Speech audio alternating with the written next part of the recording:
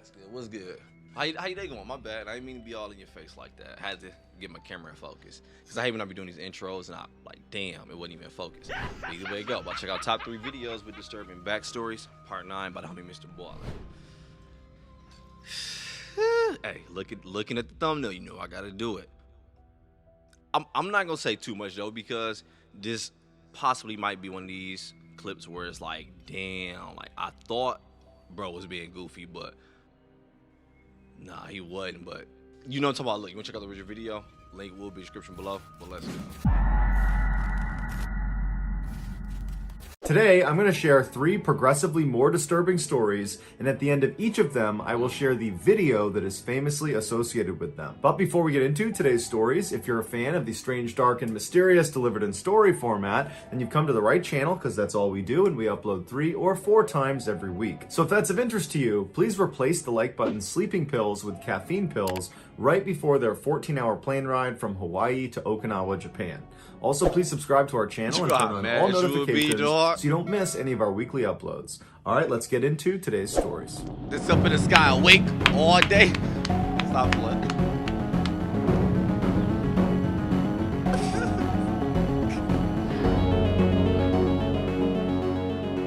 In June of 2018, 18-year-old straight-A student Tyler Turner graduated from his high school in Central California. In the fall of that year, he was scheduled to go to the University of California, Merced with a full scholarship. He planned to study biochemical engineering because he was born with cerebral palsy and wanted to help other people with the condition. In August of that year, one of Tyler's friends said they wanted to go skydiving to celebrate their birthday.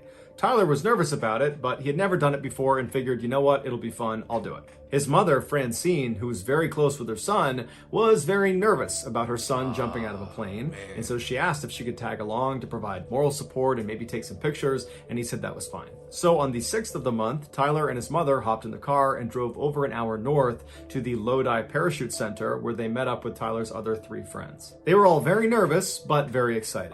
So the group went inside the main building, and Tyler went up to the counter, and he paid $100 for a single tandem jump from 13,000 feet. A tandem jump is when 2 people jump together under one parachute. And so most commonly, you're gonna have the instructor who's got the parachute on his or her back, and then on their chest, harnessed at 4 different points, is gonna be their student or whoever they're jumping with, and they don't have a parachute. They're just tethered to the instructor who has the parachute.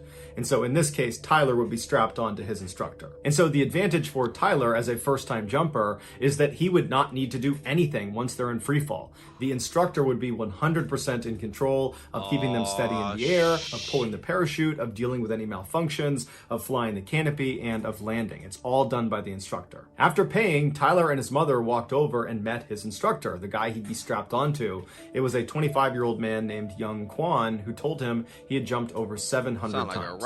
And so Young told Tyler that he needed to watch a safety video before they did anything else.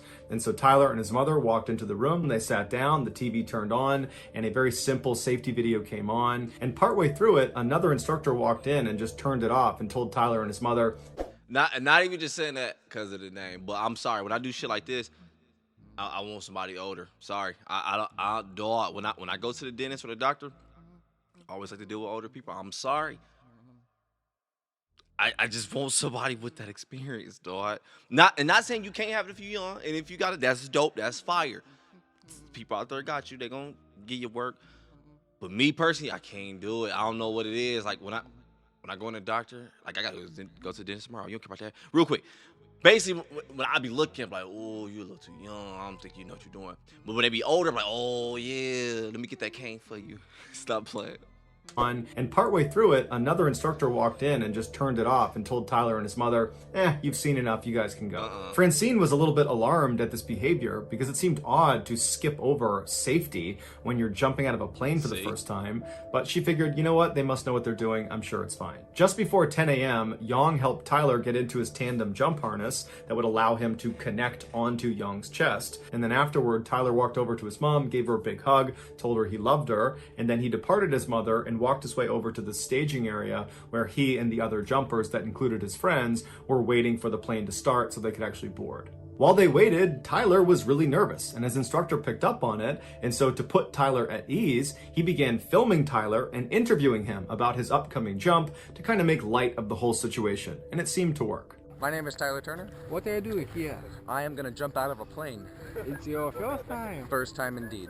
That's my mom over there. Hello, very loving mom. Done a lot for me in my life. What's up, Mom? Hope more that she'll help me with more of my life because I want to make it. Man, come on, give me After a they good recorded this turnaround, video, dog. the plane was ready to go, so it was time to start boarding. And so Tyler and his instructor walked over, but Tyler stopped on the tarmac. He took a knee and prayed, and then he stood back up, he turned to his mother, he waved one more time, and then he boarded the plane. After a little while, the plane took off, and then after a little while longer, it was up at 13,000 feet, flying in circular patterns. And that's when Francine started looking up, looking for her son, and at some point she started seeing jumpers come out of the plane. And they were so far away, she couldn't possibly make out who was who. And so as the jumpers began pulling their parachutes, and all the different colored parachutes are lighting up the sky, she was trying to remember what color her son's parachute was, but she couldn't remember. And so she asked the other people that were watching, that were relatives or friends of the people up there, if they knew what color her son's parachute was, but nobody knew. As they got lower and lower, and you could actually start to make out who the jumpers were, she didn't see her son. And that's because her son's parachute never opened. And unfortunately, his instructor, Yang, was not able to fix the malfunction or fire off the reserve. And so they both crashed into the ground, killing them both instantly. What Tyler's the family fuck, sued the dog? owner of the parachute facility after they discovered Tyler's instructor, Yang, was not even certified to be an instructor, and so would not have received any of the required training on how to handle parachute malfunctions. And the owner knew. Why is he up there at all? Calm down, dog. Why is he up there at all then? I'm sorry. Hey, that's a sign for me. I don't even like watching them type of videos. I be hating it. But if I miss something and I'm nervous to do it, for one, I'm nervous. I want to kill as much time as possible. If you come in like, oh, we're gonna turn it off. We got this. I'm sorry. I'm like, nope, that's a sign. I'm not doing that. He didn't want to finish that video. No, nope, not doing that. Oh, I knew it, man. This some bullshit. You know it's crazy. My partner, he just did his. And you can't let fear stop you from doing these things. Like if you really want to do this thing that you want to do, you're gonna have to do. You're gonna have to take risks to do this right. So he always wanted to do it. He just came here and he done it. He been talking me into doing it. Let's do it. Let's do it. I'm like, I'm getting like a little closer. Like, yeah, let's just do it. Let's just do it. But at the same time, it's like, no. I got young bro on my back. Boom. Cut the instruction video off. Don't know what to do in a effed up situation. You would think you would want only that person can be up there, because if it's all gonna go good, then it don't matter who I got up there, right? But you gotta legit, like, no, if something go bad, that's when shit get real. So let's make sure whoever up there always, they know what to do in them situations. Man, that shit's stupid. I'm glad she sued their ass. That sucks she can't get her son back. Fuck them. Instructor, Yang, was not even certified to be an instructor, and so shit. would not have received any of the required training on how to handle parachute malfunctions, and the owner knew about it. Investigators also took the discovered socks that off them 20 boys. people had died skydiving at this facility under the same owner, a ridiculously high number of fatalities that most people involved are attributing to the owner's general disregard for safety. And ultimately, a judge agreed with that sentiment and awarded the Turner family $40 million from Oh, the owner of good. this But facility. that's bullshit. Why is this still a running business? And I know the type of person I am. It's easy to have hindsight. I know that. But I act shit like that because I be nervous all the time. But I say it in a joking matter, like, hey, don't lie. How many people die here doing this? If you give me some funky ass answer or you beat around the bush, boy, I'm gone. $40 million from the owner of this facility. In 1962, Chileno Sanchez was born into a poor family in the Mexican state of Sinaloa. When he was just 15 years old, one of his sisters was assaulted by a very rich and powerful man in their town, and so he never got punished for it. 2 years later, when Chileno was 17, he saw this man at a party, and he walked up to him and shot him in the head, killing him instantly. After the murder, Chileno fled to Tijuana before ultimately crossing the U.S. border into Los Angeles, where he stayed with his aunt. He worked odd jobs like picking vegetables and selling cars before he ultimately went into business with his brother, who was back in Mexico, and he worked with him to smuggle Mexicans into the U.S. But that operation stopped in 1984 when his brother was murdered in Tijuana. To commemorate his brother, Chileno, who always loved music, wrote a song about him. And he formatted the song in the typical Mexican ballad style called corrido, but his lyrics were graphic and gritty, something nobody else did when they wrote a corrido. Chileno spoke honestly and openly not only about how his brother was killed, but also the struggles of living around drug trafficking and violence in Mexico. Shortly after writing the song, Chileno wound up in jail in Tijuana, Mexico, and while he was there, he would sing the song he wrote about his brother, and other inmates heard it and loved it. They had never heard a corrido sung like that. And so they asked Chileno if he would write songs about them and their exploits. Soon, Chileno was being commissioned by all these inmates in this prison to write their songs in exchange for money and for favors. When Chileno got out of prison, his unique songwriting abilities had spread beyond the prison walls to other criminals and drug traffickers and kingpins in Mexico, and before long, Chileno was being approached by those people to write their songs. Shit. His corridos pioneered a new subgenre of... Imagine making some bullshit he don't like. Ooh. I wrote this up for you, dog. You scared as hell? I'm sorry. I'm scared of the fuck. You be trying to press play? Y'all ready?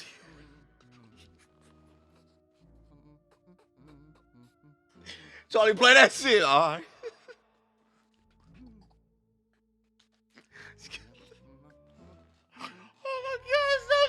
I gotta stop this shit, though. I be cracking myself up. I'm sorry. Other criminals and drug traffickers and kingpins in Mexico, and before long, Chileno was being approached by those people to write their songs. His corridos pioneered a new subgenre of music called Narcocorrido for their ties to the narcotics industry. Some people today compare the style and lyrics of the Narcocorrido to gangster rap. By 1987, Chileno's music was not just being shared amongst his paying clients. It had spread into Los Angeles and all over Mexico and was becoming very popular, even though it wasn't being played. Oh no, he did. So he might really meant gangster rap, did, because when he said spread to like Cali and shit. All right, so he might really actually meant that. My bad. I thought you just look for a better way to say, like, you know, like. Los Angeles and all over Mexico and was becoming very popular, even though it wasn't being played on the radio because radios thought his lyrics were too graphic. And so it was spreading largely because of word of mouth and because Chileno himself would go to car washes and street corners and he would sell his cassettes to anybody who would take them. By 1991, Chileno was so famous that he actually went on tour, and everywhere he went, the venue was completely sold out. But given what his narco corridos were about, largely about drug trafficking and the people that are involved in that ecosystem, the people that would actually come to his performances were often rough and dangerous people, or were at least tied to rough and dangerous people. In 1992, when Chileno was performing in California, while he was on stage, this 33-year-old guy rushed onto stage with him and drew a gun on him, and Chileno, who was always carrying a weapon himself, drew his pistol and fired at this guy first. This nigga was performance strapped. I told my nigga, pow! I told my baby, don't you fuck her. The fuck going on? Bro, this shit's so crazy, bro. So he got the burner on stage. Legit not playing. That's crazy.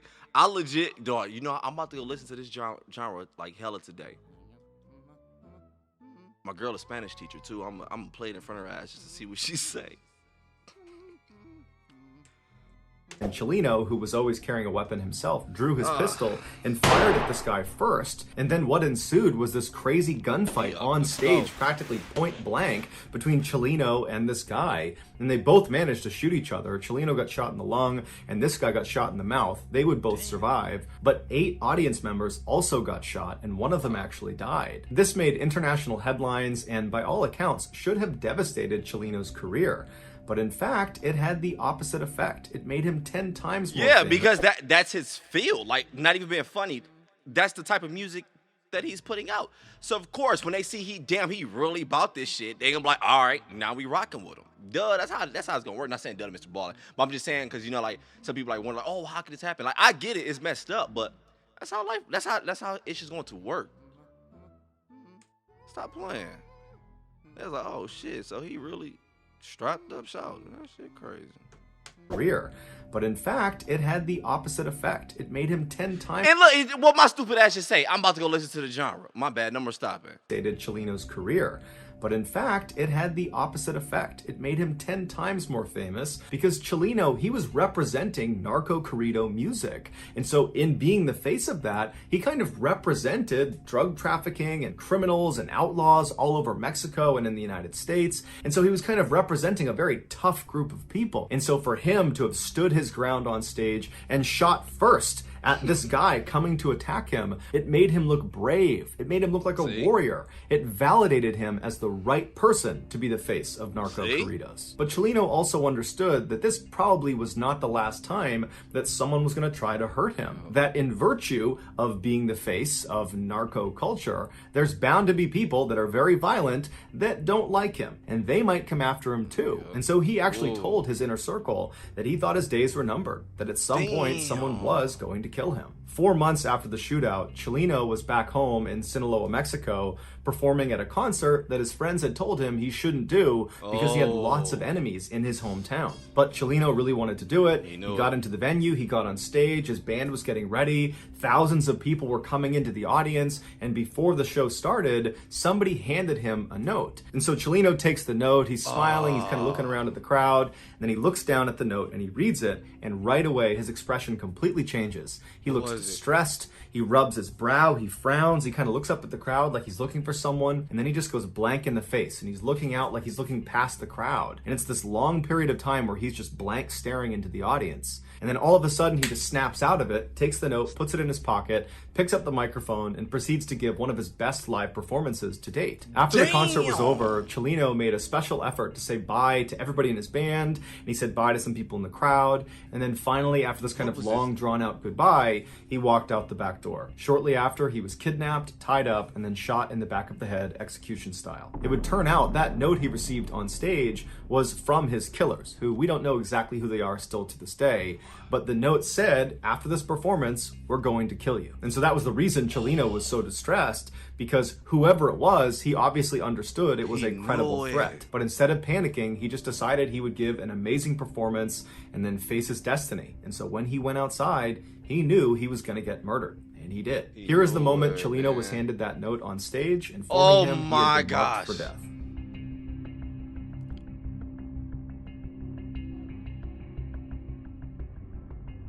Fuck, you can see it in it. Oh.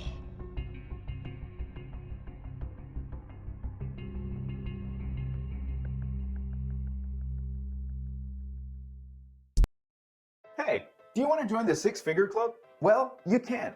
Google and other tech companies are hiring hundreds of thousands of workers in non-coding positions. Over 400 of the hottest technology companies are ready to hire for tech sales and customer success roles, and have partnered with SV Academy to help you land a job. We'll get you job ready in just 4. That's a nice shirt, bro, but we ain't about to watch that. See? Hold on, I have to resync everything real quick. Hold on, let me do this real quick. But see, even though that's a genre I love, I ain't gonna lie to you all the time, I love my ignorant music. But career-wise, blah, I couldn't choose that.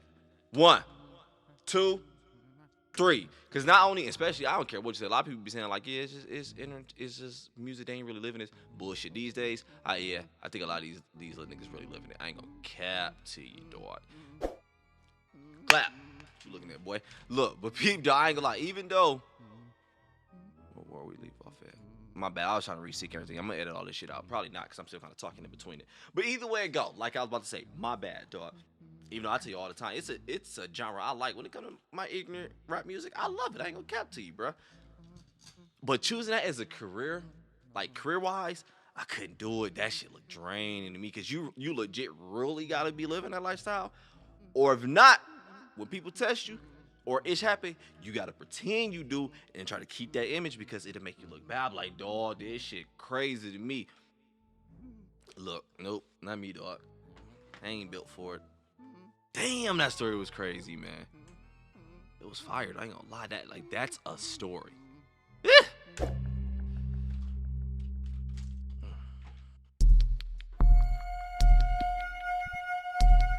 Despite the fact that today there is already tons of shocking content on the internet, there is still something truly insane about Wu Yongning's videos. In 2017, Wu was a 26-year-old climbing enthusiast who was dubbed China's first rooftopper. A rooftopper is someone who, usually illegally, climbs onto rooftops, cranes, smokestacks, big antennas, skyscrapers, or any other really high, dangerous location. Almost always, these daredevils are going to these incredibly dangerous locations in order to capture footage of themselves so they can post it to the internet in hopes that it goes viral and they become famous and make a bunch of money. But because there are so many people competing for the internet's attention, rooftoppers really need to push the envelope if they want to stand out and make it big. And Wu Yongning did just that, and the internet rewarded him with millions of followers and hundreds of thousands of dollars. Most rooftoppers would go to the tops of these incredible locations and then take selfies of themselves standing there posing at the top. Wu would do that, but he also did a couple other things that nobody else was doing that kind of became his trademarks. The first one was he would dangle over the edge of the building or the crane or the antenna that he was holding on to, and he would do pull-ups, but he would keep doing them until he reached muscle failure and then would barely be able to pull himself back up to safety. Another trademark move is he would go to the top of these huge buildings and he would get right on the edge and he would do a handstand and then he would pull one arm back. So he's doing a one-armed handstand and then he would tilt his body as far as he could over the edge until he couldn't do it any farther and he'd let himself come back over to safety. And then perhaps the most difficult to watch trademark was when Wu would basically run up to the edge of buildings and stop just short. And he wouldn't just run to the edge, he would use a self-balancing scooter and go as fast as he could right to the edge of the building and stop just short. Boy, you playing over with and that. over again, he'd go right to the edge and stop, where he's literally an inch away from tumbling off the edge. Or he'd line himself up where he knew exactly how far he was from the edge, and he would do these really aggressive somersaults forward, and he would stop with his legs dangling off the edge of the building. And of course, all of these trade... I'm about to watch a couple of these after this, dog. I can't go lie, dog. This shit, because I'm as I see the picture of Mr. Baller to blah, as Mr. Baller is talking, telling the story, and I see the picture, it's like my anxiety is still going up, bro. It's like, dog.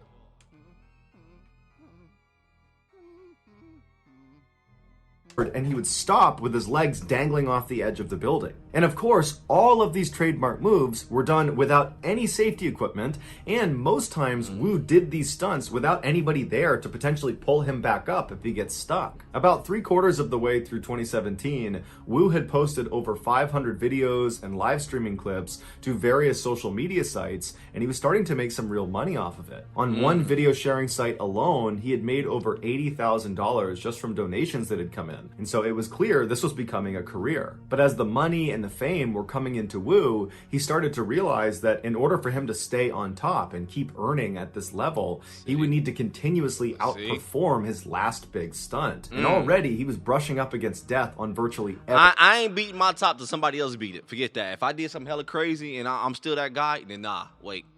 Because if you keep doing it back to back, I get it. You are your own competition. But you just beating yourself back to back at a game that... I don't know if, but it sounds like only you're winning in. So it's like, shit, if I keep doing all this crazy dope shit, I got one, boom. I ain't honest. Oh, this shit crazy. I don't even know if that shit sound logical when I go back and edit this shit. This just, oh my gosh. What the hell you looking at, dog?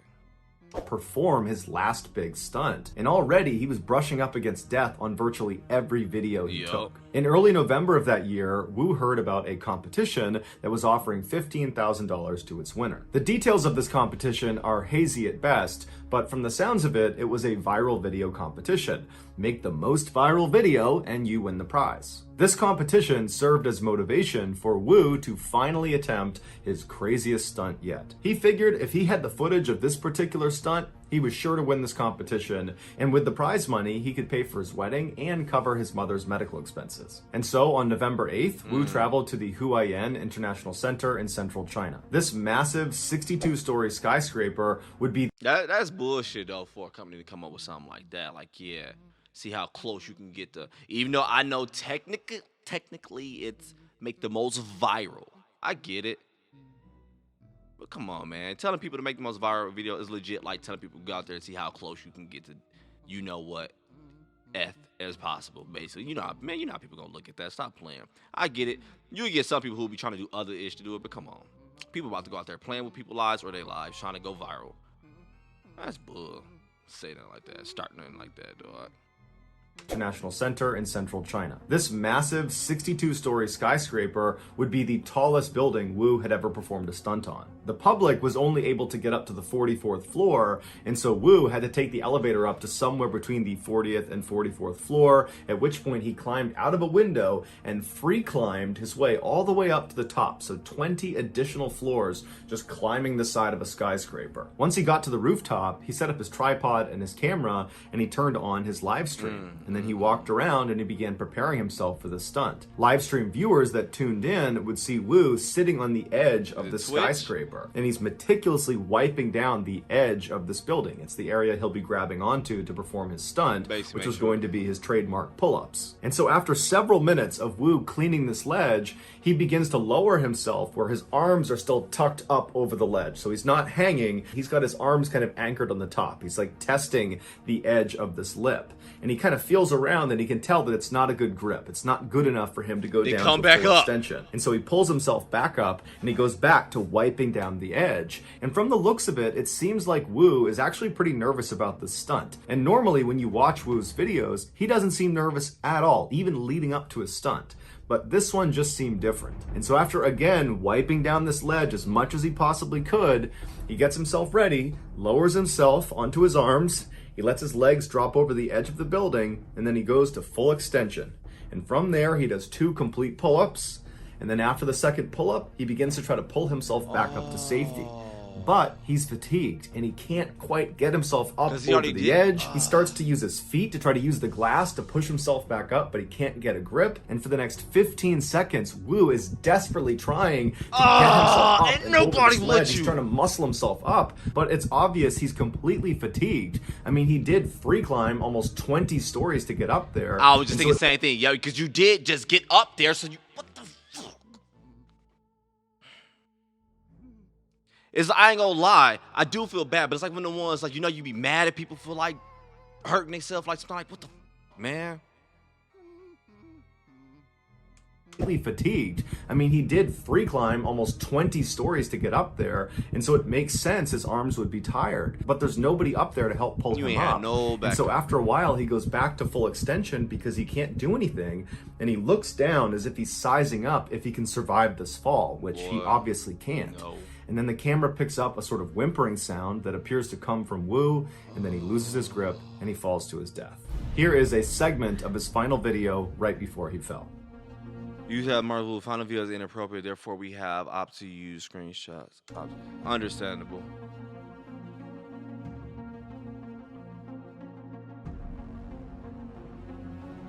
Whoa, nigga, come on, man.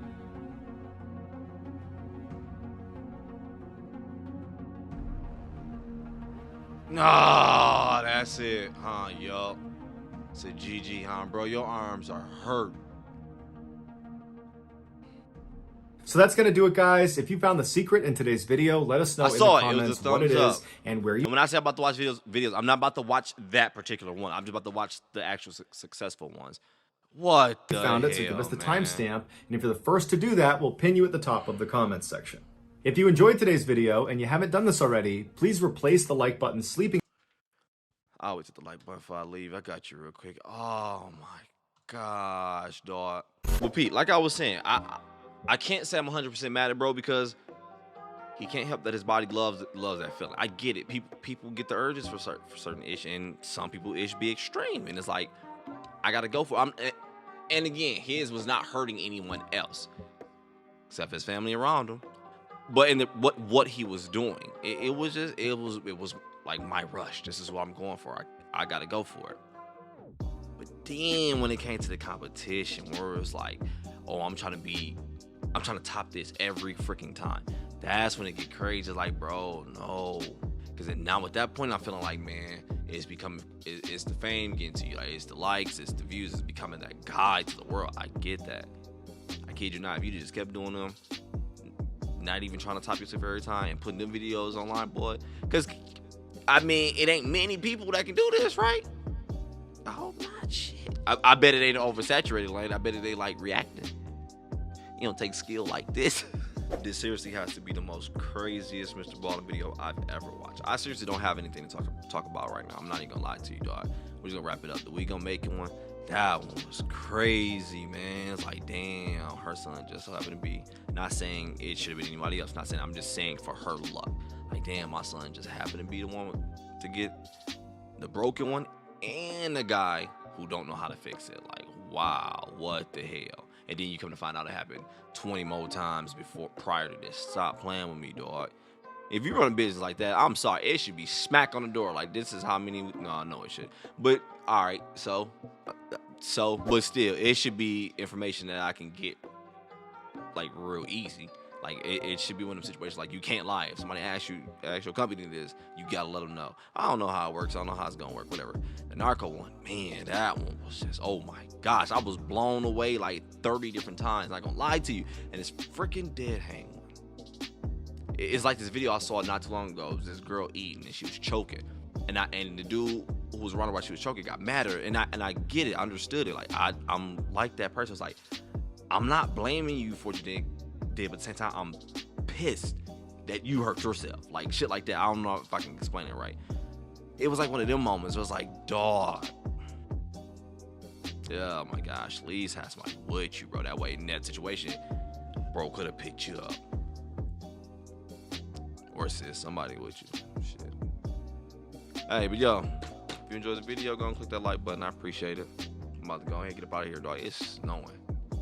Have a good day. Morning, evening, night, whenever you're watching this. Click that sub.